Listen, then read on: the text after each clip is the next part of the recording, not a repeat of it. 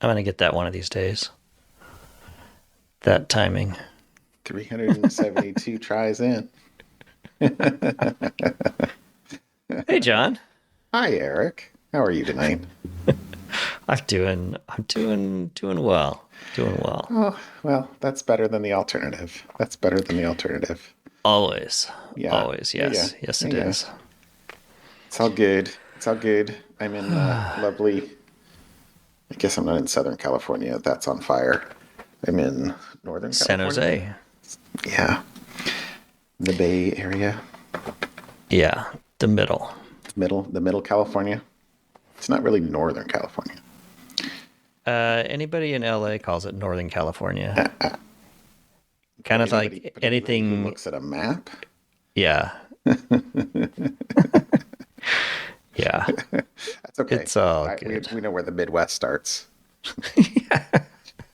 It's pretty far east. Yeah.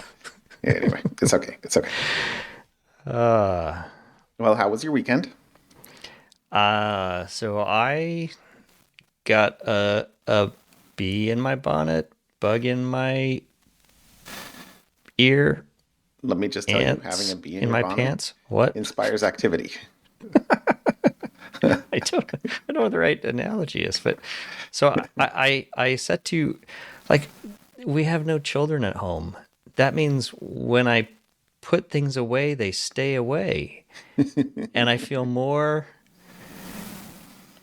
energized to Inspired. move things around and shuffle things and put things away. So all three of the children's ex bedrooms are spotless. They've been painted. They've had the furniture rearranged. They've had artwork on the walls. Wow. I, I got rid of old stools that were there for sentimental reasons. Now, to be fair, this has all gotten approval through other members of the current household. the the beautification committee. Yes, yes, yes, yes, yes. And I mean, like, I found all my old CDs and DVDs in bins that I thought I had donated so long ago to Goodwill. Apparently not. So I've got all that stuff. And then, of course, I spent some time grousing about my car and how I wanted a nicer car. And my wife comes up at some point later with a Mustang Mach E Hot Wheel. So she got me a nicer car in very tiny form. So no complaints, no It's all complaints. it's all it's all good. It's all good.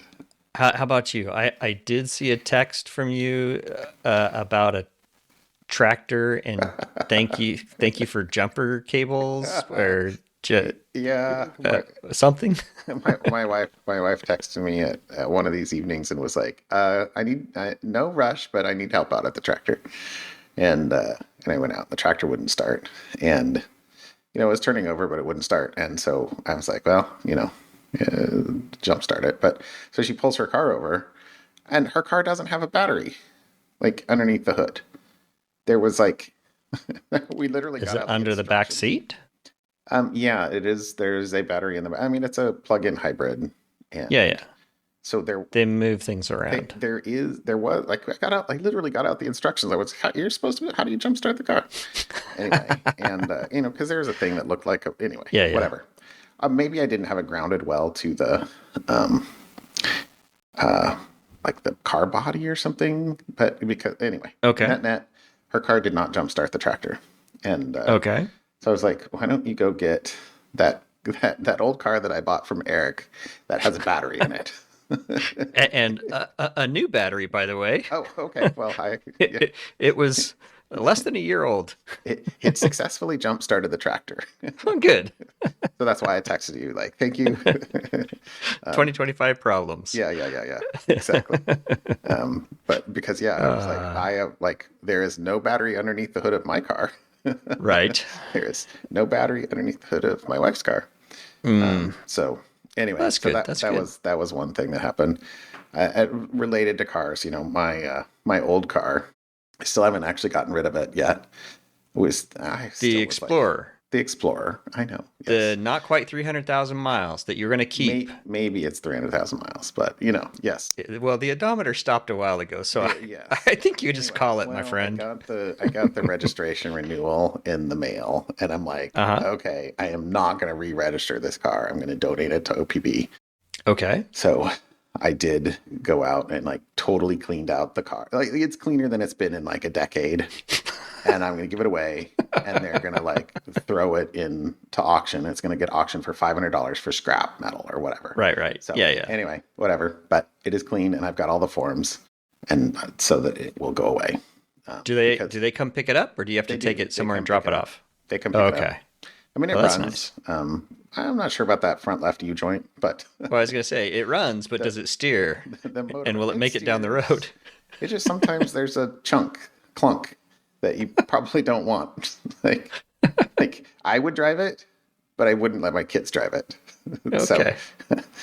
anyway, but so that was another thing. So that was kind of Okay. car related. Well, cool.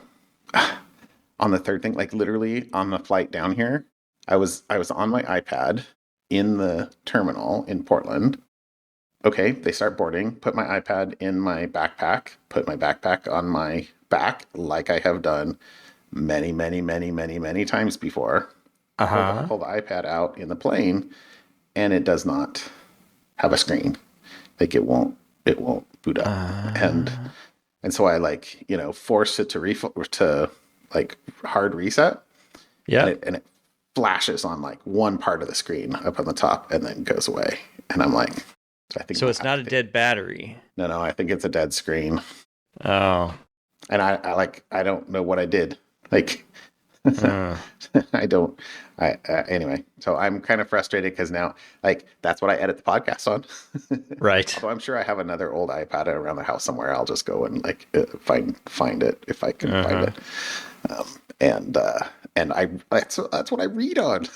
And by the Yeah. way, I read on my iPad a lot, and that's what I watch. Like if I'm watching YouTube, I'm watching it on my iPad probably. Anyway, so I'm kind of Mm. frustrated about that. Yeah, But yeah. there will be a Apple store visit in my future, and a apple.com check on did I pay for Apple Care? Did I? Because I Yeah. don't remember. Anyway, so Yeah. that's a bad thing. Hmm. And then Okay. the final like update I have is I was having four doors replaced in my house this Monday Right. and Tuesday, and Yes. I'm going to go with 2 3/4 of them are functioning. Wait, wait, Wait, wait, no, wait.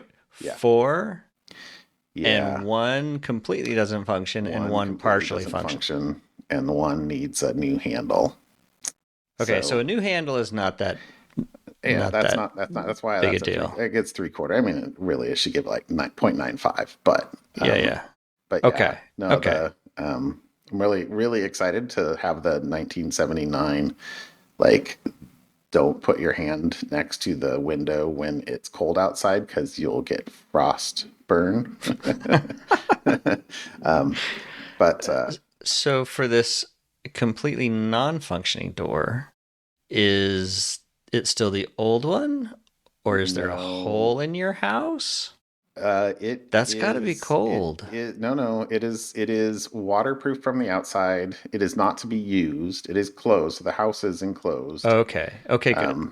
It's just not to be used.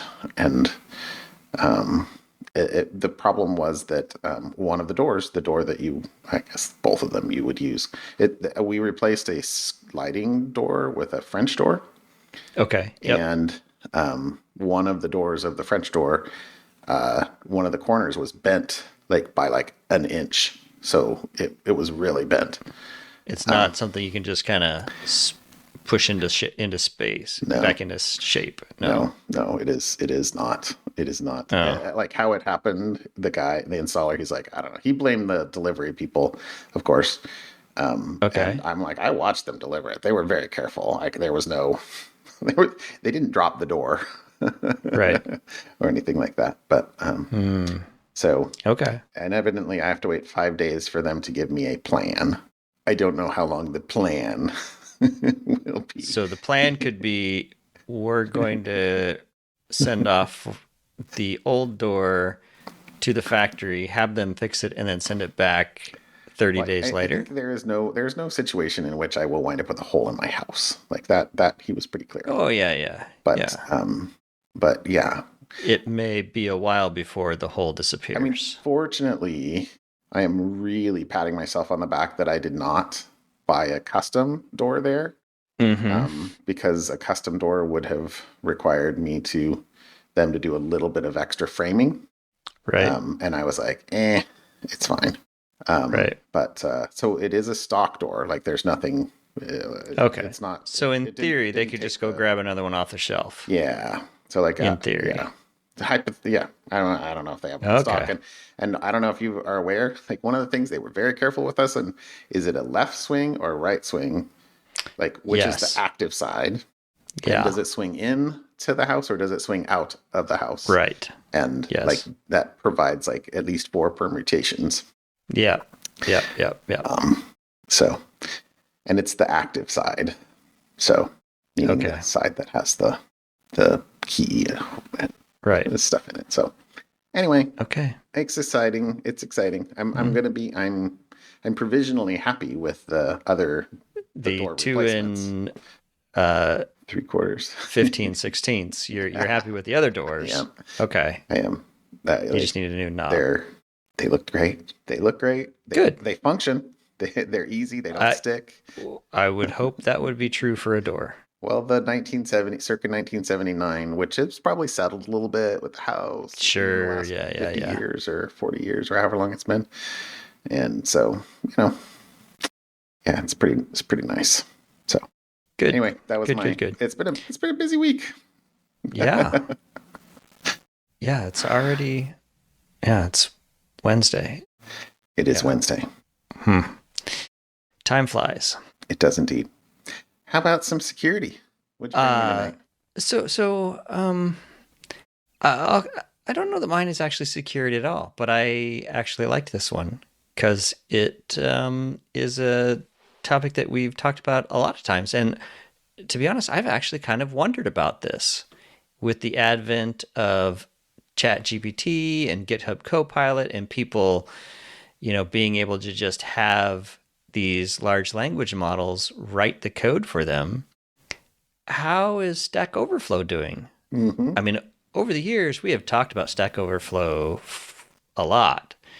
Um, I know you and I used to contribute, Yeah. you know, answers and get questions. And I think I went and looked at because today, because of this article, one of my most popular question earned me 780 points, Okay. of upvotes or whatever. I So I'm haven't like, logged on to oh, Stack Overflow in a very long time.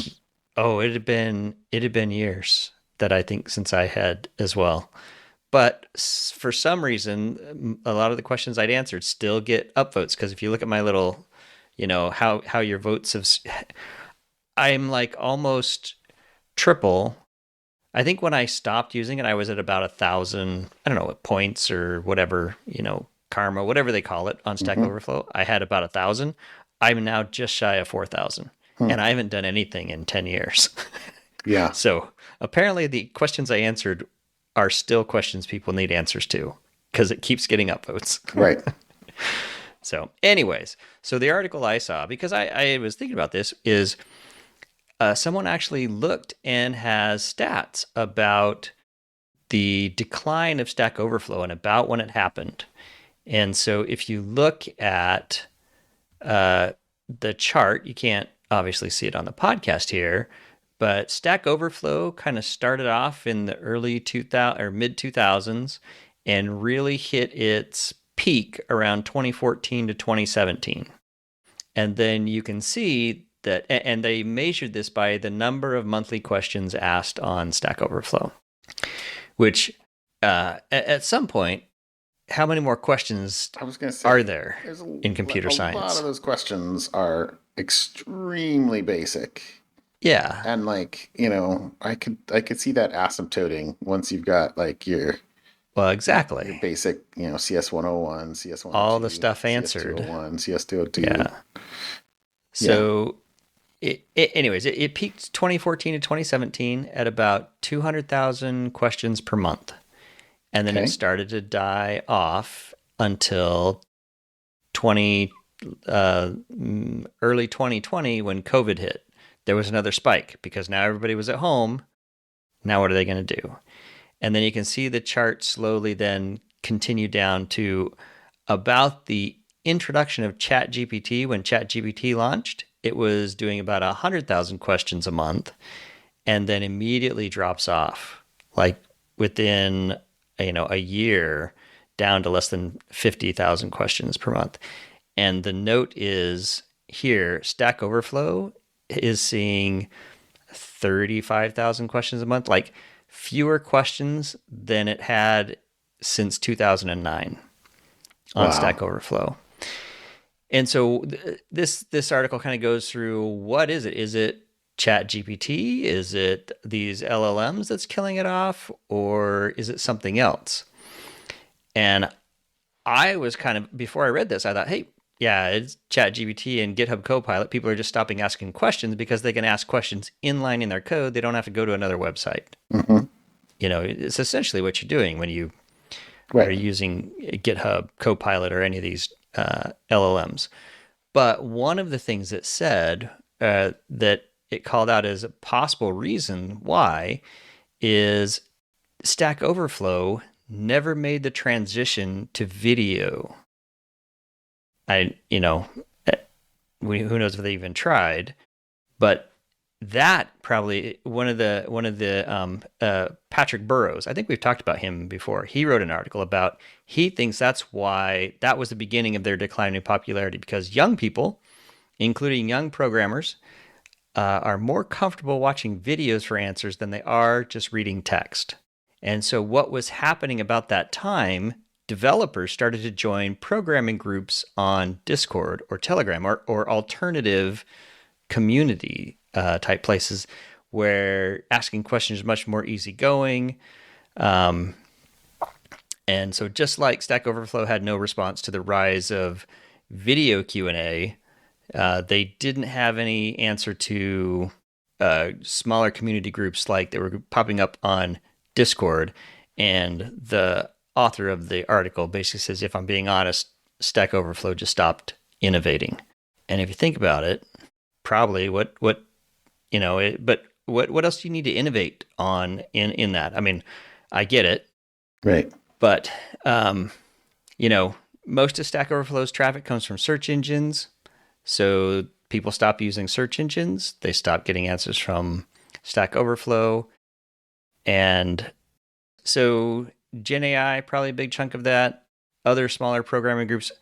Oh, the other thing that I was looking for in here was the idea that um, Stack Overflow relies on moderators Mm. on the site to keep things civil, on topic. And it was the moderators had basically evolved to feel very beginner unfriendly because newcomers would post questions and it would be closed, answered elsewhere. But not And with so a if link to where it's answered. well, and even if they had a link to where it was Mm. answered elsewhere, it became, you get your question closed two or three Mm. times, you're like, I'm just going to go somewhere Yeah. else. Yeah. Yeah. Yeah. Fist to You the know, face or palm to the yeah, face at least. yeah, and it's like, so you could see why the author mentions there's a high barrier to asking questions when there are so many questions already available on the site, and if you're not familiar with Right. the right way to search, the right terms to search, if you're just looking for something, fewer questions get posted, and it just kind of spirals. So And like, how are you supposed to get karma or whatever it is if you can't yeah, ask questions that, yeah, you have to ask questions and you have to answer questions so you can get up to a level because that's how they make sure that only certain right. people can do it. Is you got to have at least 100 points to be able to uh, unlock certain other behaviors. So Right. it unfortunately, I don't want to swing the death knell hammer or whatever the right thing is, but it's Looks like the beginning of the end for Stack Not Overflow. looking good. And Where I it's getting have MySpaced. like a lot of sort of historical love for Stack Overflow. I listened Yeah, to the the podcast and podcast as they were building it. That was uh-huh. was it Joel and Jeff as Yep. they were building it. So yeah. Anyway, it was. But you're right. I mean, other than the video questions and answers, I'm sorry. I watch a lot of stuff on YouTube, answers to questions, but Mm-hmm. programming? I don't know if I would watch programming questions, but I'm not a young programmer. So maybe that's just not me. I also listen to audiobooks while I read them. So, Yeah, yeah, yeah. I am not normal. All right, well, that's all good. All right, there you go. That's my That's a article good for one. today. That's a good one. Security, not really, but hey, it's technology. Developer related. Developer Yeah, related. there you go. So my article is little related to last week's about location data Uh huh. or I guess last week's was ad tracking and companies that were participating in the ad market just so they could collect all the data. And also semi related to an article I think we did back in last March about connected vehicles. But Mm-hmm. this is the fact that Texas has sued Allstate, alleging that they created this subsidiary to as a data broker called Mm-hmm. Arity, but the Allstate and Arity used apps and location data derived from apps, including the three of them that they reference in here are Gas Buddy, Routely, and Life 360. I used to use Gas Buddy back in the day when it I first did came out. too, long, long, long It time was a ago. great little app. Exactly, but yeah, I mean, it turned into more of a You find got to make fuel money instead of somehow. track your vehicle. Yeah. Anyway, Yeah. but so what Allstate wanted to do was they wanted to track drivers and their driving habits Of and course. either I was going to say raise or lower, raise their premiums or kick them off of their insurance. Mm-hmm. So the Allstate and Arity, it says they collected trillions of miles worth of location data from more than 45 million people and then used that data to adjust rates according to the Texas lawsuit, and that violates Texas's law that says it requires clear notice and informed consent on how collected data is used. As it should be. I concur with that. It says that the data collected included a phone's geolocation data, accelerometer data, magnetometer Mm. data, gyroscopic data, which monitors details such as the phone's altitude, longitude, latitude, bearing, GPS time, speed, and accuracy. With that data, Mm. plus other data from some connected vehicles, that kind of links back to the article from last spring. It says Allstate could see when, how far, and for how long someone was driving, along with hard braking events and whether, this is interesting, whether a consumer picked up or opened their phone while traveling at certain speeds.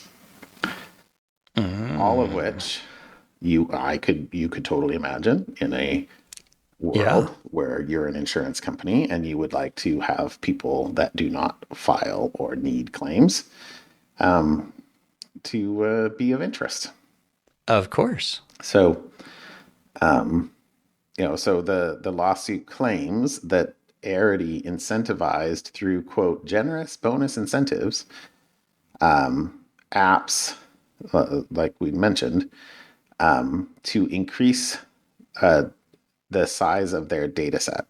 So it wasn't Hmm. clear to me that like did they have their own analytics SDK that they deployed, or did they just like get the apps to share data with them? It wasn't entirely Yeah. clear from the Ars Technica article, Mm. but at the end of the day, nothing is private. You are Nope. identified. You're carrying a mobile device that is checking in literally every second. I was thinking Hmm. about what did I do? Like oh yeah, my wife and I went for a bit of a drive down to McMinnville on Monday to buy buy something from a concrete art place down there. Um, but I was noticing because I had Google Maps up on the CarPlay, and you know, Google has now added. You've probably seen this uh, speed, the speedometer in Google Maps. Hmm. They're not communicating with your car to figure out how fast you drive. Nope. they they They're are, checking GPS. if you've got a Location A like, plus location B, yeah, subtraction, time, exactly. math. Math, exactly. Lat A, comma lat Yeah. B minus lat, or yeah, That's all right. lat A long A minus lat B long B. Um, So get they has the data. Yeah, how much distance is it? How long has it been? Yeah, and it's Mm. relatively accurate. I mean, Hmm. you're on 54 and it says 54 ish. Um, Yeah.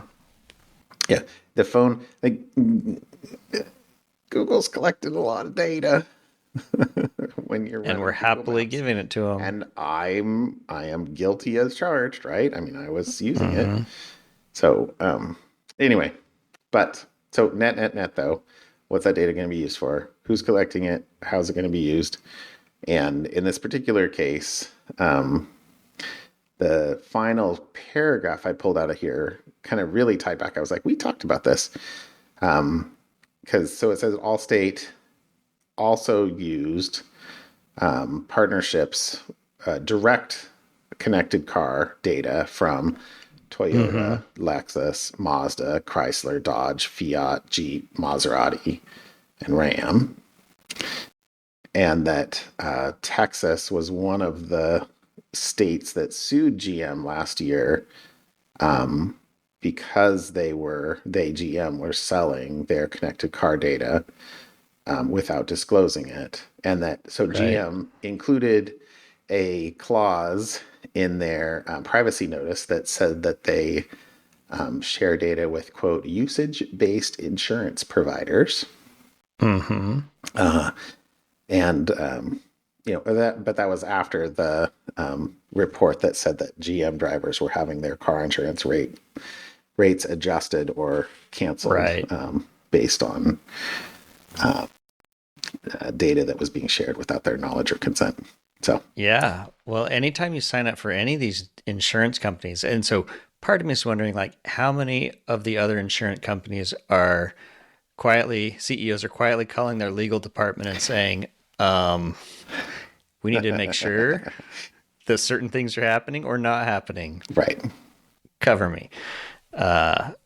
But like when we got both girls off my insurance onto their insurance, the insurance, one of the steps as part of the insurance is, hey, if you'll download this app to your phone and use it while we're driving, so we can track your driving habits, we can get you a better rate if you're a good driver. right. Well, that's the whole They don't tell you what a snapshot, good right? driver means. Yeah, they don't tell Yeah, you what's the definition of a good driver. Because I'm quite sure I have slammed on my brakes. And how many times do you have to slam on your brakes before it right, says trigger? It's like, you know, exactly. or, it's, so I told them, no, don't sign up for those things. Pay the extra, don't take the $20 off to get Correct. that because in the end, it will eventually bite you. a So hundred percent. And not 100%. that they're bad drivers. It's just you don't need that extra battery drain on your phone because It's it's not. not just It's not there while just. you're I was driving. gonna say it's not just there when you're driving. Yeah. Although the things that plug into the Yeah. OBDC onboard diagnostic port Yes. are clearly only in the Those, car. yeah, will be. But yeah, but the apps on your but phone, I'm even like, so, yeah, you're not driving, it's your boyfriend driving. That car insurance company doesn't know that. You have to go into the app and say, that wasn't me. Do you really want that headache? Oh my No. gracious! Please no. Yeah. Chaos. Anyway, okay, there you Alrighty. go. More data, fun with data. I use fun in Yep. air quotes. Yeah. Well, speaking of data, my something fun Okay, is a lot of data. okay, So, the Hubble Space Telescope we talked about before, okay. it is being kind of overshadowed by James Webb Telescope. But As you would expect. for the last 10 years, the Hubble Space Telescope has been taking a comprehensive survey of the Andromeda galaxy. And you can now go online and get a 417 megapixel panorama What? of the Andromeda galaxy as seen through the Hubble Space Telescope. So 42,208 by 9,870 pixel panorama, the largest photo mosaic ever created using a Hubble Space Telescope observations. It's 200 million stars, and it's just a fraction of the estimated 1 trillion stars in Andromeda. So across the 2.5 billion pixels, you can see all sorts of stuff. So really kind of cool. Not great for podcasts, but go check out the link and look at the very, very large 417 megapixel panorama of the Andromeda galaxy. I'm looking at the little one because if I Yeah. click on the full size version, it says it's over 200 megs. Oh yeah, yeah. You'll get I'm to not going to download download you it. Well, can download the full thing. But the fun fact in here, which I don't know that I didn't know this, but it was new to me in my head at the time I read it. So, um, Edwin Hubble, for whom the Hubble Space Telescope is named, determined that Andromeda, then described a century ago as a spiral nebula, he's the one who determined that it was actually far outside the Milky Way galaxy.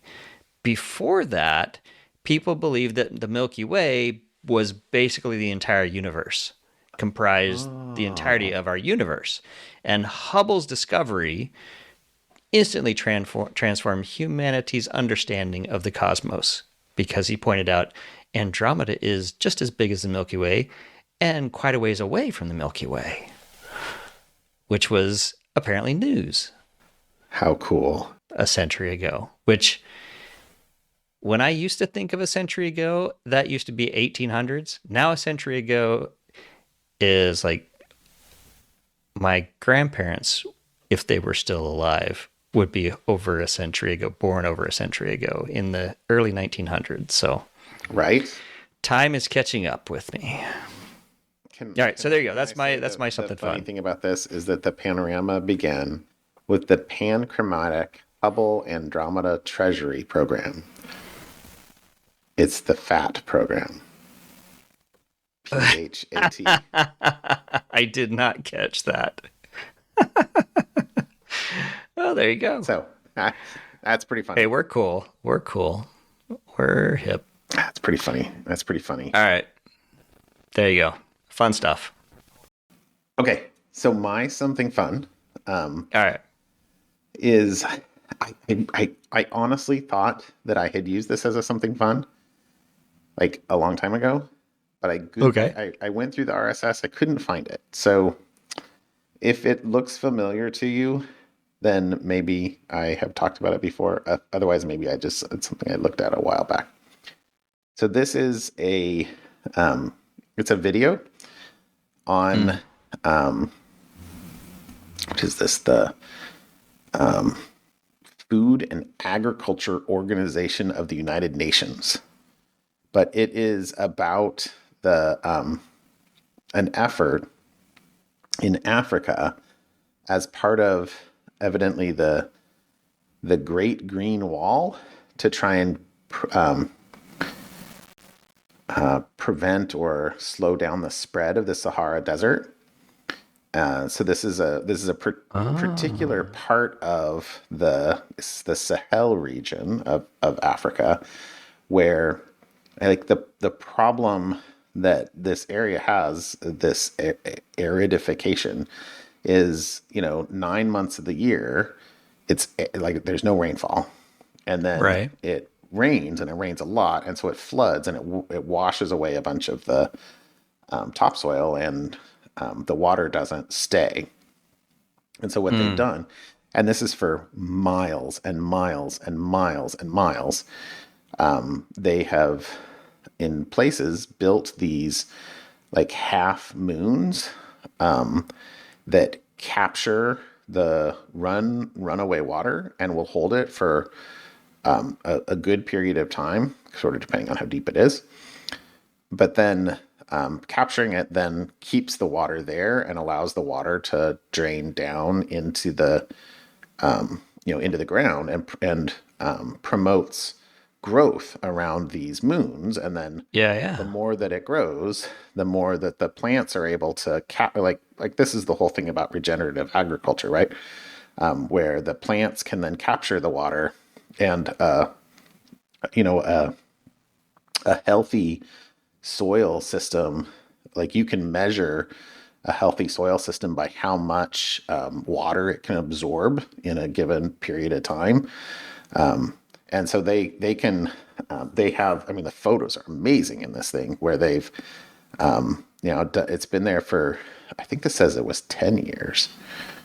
After 10 years, maybe that was just inside the video, but they do these drone shots from up above where it's like just an enormous amount of space that used to be arid, essentially sand and dirt, and is Right. now green, and growing. And it also said there was a little bit, at least, that the it used to be that the people in this region just abject poverty and relied on the World Food Organization, or World UN World Food Program, to live, just like Mm-hmm. literally like shipping in rice and food and stuff like that. Right. Where now I think they said they were feeding 500,000 people off of these areas, or this area, Wow. which anyway, it's super cool. And regenerative agriculture, or what they said. Well, it says permaculture instructor Andrew Milson describes techniques such as regenerative agriculture and tree planting that transform the arid lands into fertile areas. So it's actually the link we'll put in here is to the UN's Food and Agriculture Organization, but the video actually goes into detail. Well, and the link in the video, the video link has Google Maps, Google Earth links to see Oh, I the didn't half even moon. see They're that. super cool because you can, like, if you click on the Koyure newer site, vast area, it's just exactly what you described. Those half moons, just thousands of them. It looks really cool. So, Hey, anyways, yeah, great podcast I hadn't material. looked at that. Yeah, it's scrolling out and out and out and out. Yeah. Isn't that awesome? So I'm gonna have to watch the video. See, now you're making me stay up later Sorry, because dude. now I need. Now I really want to watch the video. Right? So, anyways, Anyway, cool yeah, stuff. Cool super cool. stuff. Super cool. We can do hard things. It's awesome. All right, John. Well, safe travels tomorrow. All right, Eric. Yep. I know you got to get up early too. So It's all good. One day at a time. All right, my that's right. friend. You have a Have a good good night. night. Talk to you We'll later. see you. Bye. Bye.